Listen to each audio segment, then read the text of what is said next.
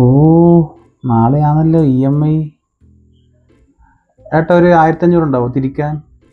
നാളെ എൻ്റെ പഴയ 10ാം ക്ലാസ് ഗ്രൂപ്പിലെ ഒരുത്തൻ്റെ വീട്ടിൽ കൂടലാണ്.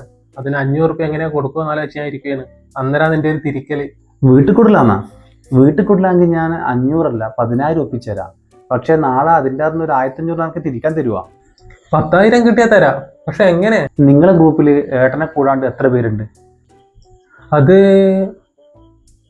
31 ആള്. അതിൽ ഒരാളെ വിട്ടേക്ക്, കാരണം അയാളതായിരിക്കുമല്ലോ വീട്ടിൽ കൂടല്. ബാക്കിയുള്ള 30 പേർക്കും പേഴ്സണൽ മെസ്സേജ് അയക്കും.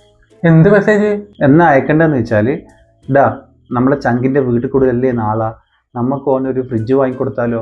ഫ്രിഡ്ജ് ഞാൻ തന്നെ വാങ്ങിക്കോളാം, നിങ്ങളെല്ലാവരും 500 റുപ്യ എൻ്റെ ഗൂഗിൾ പേയിലേക്ക് അയച്ചോ.